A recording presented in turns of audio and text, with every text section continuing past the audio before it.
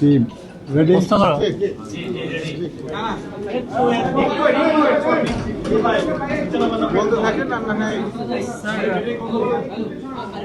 এখন তো নির্বাচন কমিশন প্রার্থীদের আপিল শুনানি চলছে আর কি, আবার প্রচারণা এখনো শুরু হয়নি 22 তারিখ থেকে।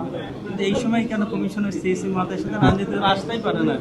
তাহলে এই সময় আসার কোনো বিশেষ কোনো কারণ আছে? আমরাও খুব ব্যস্ত, জরুরি না হলে আসতাম না। প্রিয় সাংবাদিক বন্ধুগণ, ভাই ও বোনেরা, আসসালামু আলাইকুম। আমরা আজ আমাদের বাংলাদেশ জাতীয়তাবাদী দলের নির্বাচন পরিচালনা কমিটির পক্ষ থেকে আমাদের 4 জন একটা প্রতিনিধি দল, এখানে আমাদের এই কমিটির প্রধান সমন্বয়কারী জনাব ইসমাইল জহিরুল্লাহ সাহেব, আমাদের সম্মানিত সদস্য জনাব ডক্টর জাকারিয়া সাহেব, এবং আমাদের আইন সেবা কমিটির প্রধান এবং পরিচালনা কমিটির সদস্য ব্যারিস্টার রুহুল কুদ্দুস কাজল, আমরা এসেছিলাম। মাননীয় প্রধান নির্বাচন কমিশনার এবং কমিশনাররাও ছিলেন, সিনিয়র সচিব উনি উপস্থিত ছিলেন। আমরা কিছু বিষয়ে তাদেরকে আমাদের কথা বলেছি। যেসব বিষয় আমাদের আজকে আলোচনা হয়েছে তার অন্যতম ছিল যে আমাদের দল না শুধু, আরও অন্য দলেরও কিছু প্রার্থীর দ্বৈত নাগরিকত্ব নিয়ে কিছু সমস্যার সৃষ্টি হচ্ছে। আমরা বিস্ময়ের সাথে লক্ষ্য করছি যে দেশের সংবিধানে যেখানে বলা আছে যে কেউ যদি নাগরিকত্ব পরিত্যাগ করে তাহলেই তিনি নির্বাচনের জন্য যোগ্য হবেন। এটা ইংরেজিতে বলা আছে গিভস আপ, যদি পরিত্যাগ করে তাহলেই সে নির্বাচনের জন্য যোগ্য হবে। আরপিওতে যেটা বলা আছে এবং সে প্রেক্ষিতে যে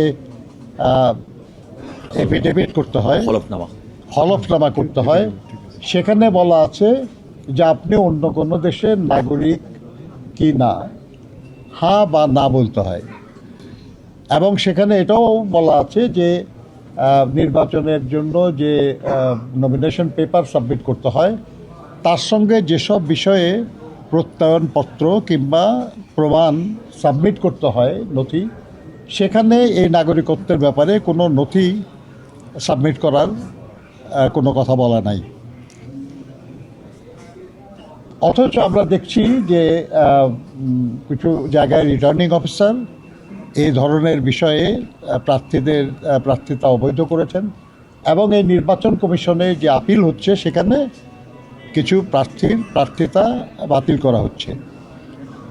এটা আমাদের দলের নাও হতে পারে, এটা অন্য কোনো দলের হতে পারে, কিন্তু আমরা মনে করি যে আইন সবার জন্যই সমান হবে এবং আইন যা বলে, দেশের সংবিধান যা বলে সেটাই হওয়া উচিত।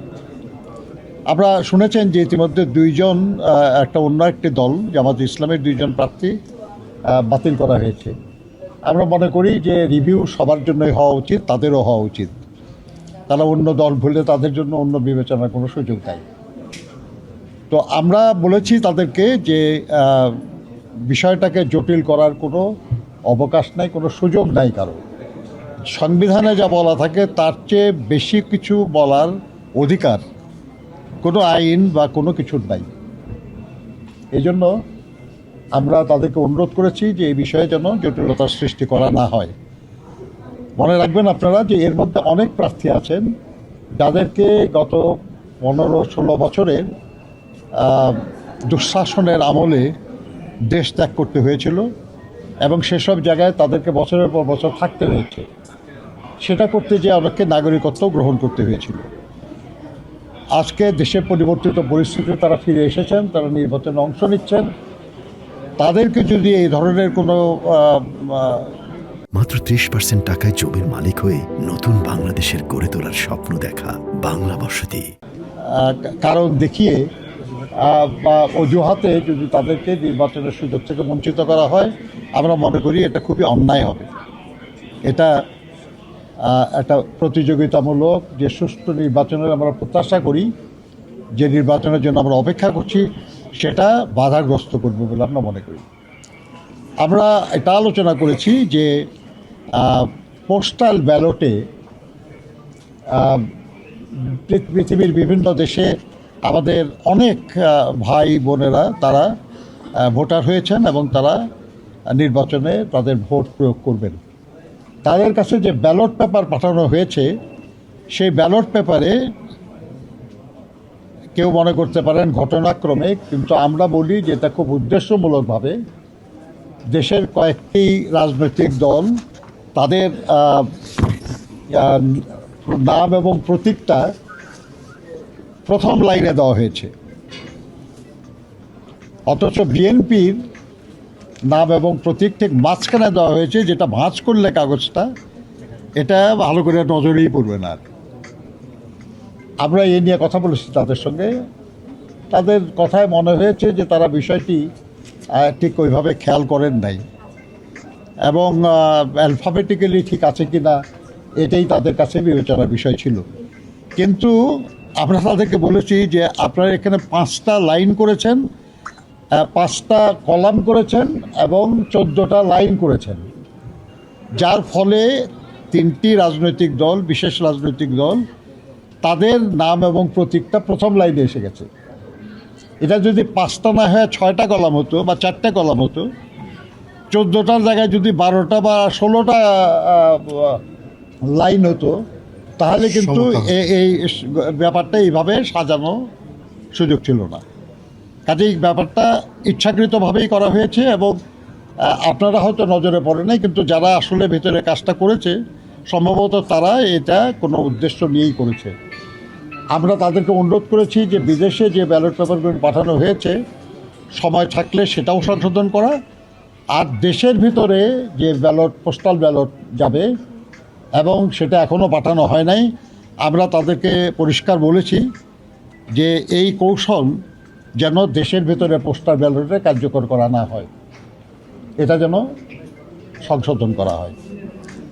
আমরা এটাও বলেছি তাদেরকে যে এই পোস্টাল ব্যালট পৃথিবীর বিভিন্ন জায়গায় যে পদ্ধতিতে বিতরণ করা হচ্ছে এবং এটা সঠিক হচ্ছে না, এটা কিছু ত্রুটি হচ্ছে, যার জন্য আমরা দেখেছি যে বাহরাইনে একটি বিশেষ রাজনৈতিক দলের নেতৃবৃন্দ তারা এই অনেকগুলি ব্যালট পেপার তারা সেটা হ্যান্ডেল করছে। এটা ভিডিও সোশ্যাল মিডিয়ায় প্রকাশিত হয়েছে, ভাইরাল হয়ে গেছে। তো ওনারা বললেন যে এটা তাদের নজরে এসছে এবং তারা বাহরাইনে রাষ্ট্রদূতের সঙ্গে যোগাযোগ করেছেন এবং সেখান থেকে যে রিপোর্ট বাহরাইনের গভর্নমেন্টের কাছ থেকে এসছে সেটা এটা স্বীকার করা হয়েছে যে হ্যাঁ এরকম একটা ঘটনা তারা জেনেছেন। কিন্তু এই ব্যাপারে আরও তদন্ত করে তারা রিপোর্ট দেবেন এবং সেই অনুযায়ী তারা ব্যবস্থা গ্রহণ করবেন। আপনারা জানেন যে নির্বাচন কমিশনের পক্ষ থেকে বলা হয়েছিল যে যদি কেউ এই ভোটে কোনো রকমের কারচুপির চেষ্টা করে তাহলে তাদের এনআইডি কিংবা তাদের যে জাতীয় পরিচয় এবং ভোটার এগুলো সব তারা ব্লক করে দেবেন। আমরা মনে করি যে যারাই এই নির্বাচনকে বিঘ্নিত করার জন্য এটাকে কারচুপি করার চেষ্টা করছে তাদের বিরুদ্ধে যেন আইন অনুযায়ী কার্যকর ব্যবস্থা নেওয়া হয়। এটা আর একটা বিষয় আমরা আলোচনা করেছি, তারা বলেছেন তারা এর ব্যাপারে ব্যবস্থা নেবেন। আমরা দেখেছি যে একটি বিশেষ রাজনৈতিক দল তারা আমাদের ভোটারদের কাছে বিভিন্ন এলাকায় সারা দেশেই প্রায় তারা তাদের ভোটার আইডি কার্ড, তাদের এনআইডি কার্ড, তাদের মোবাইল নাম্বার এগুলো সংগ্রহ করছে। উদ্দেশ্য পরিষ্কার বোঝা যায় যে কেন তারা এটা করছে। আমরা বহু নির্বাচনে অংশগ্রহণ করেছি কিন্তু কখনো এই ঘটনা ঘটে নাই, আর আসলে এটার কোনো প্রয়োজনও নাই, কিন্তু তারপরেও যে করা হচ্ছে এটা তো কোনো বিশেষ উদ্দেশ্যেই করা হচ্ছে। এটা নির্বাচনে ভোটটা ভুয়া ভোটার তৈরি করে তাদেরকে দিয়ে ভোট দেওয়ার চেষ্টা করার একটা ব্যাপার আছে এবং তাদের বিকাশ নম্বর নেওয়ার অর্থ হলো যে কিছু অর্থকরী লেনদেনেরও সম্ভাবনা আমরা দেখছি। আমরা এই ব্যাপারে তাদেরকে ব্যবস্থা নেওয়ার জন্য বলেছি, কারণ এটা নির্বাচন কমিশনের দেখার বিষয়। তারা বলেছেন তারা এই ব্যাপারে প্রয়োজনীয় ব্যবস্থা গ্রহণ করবেন। আমরা এসব ব্যাপারে প্রত্যেক ব্যাপারে আমরা চিঠি তাদেরকে দিয়েছি।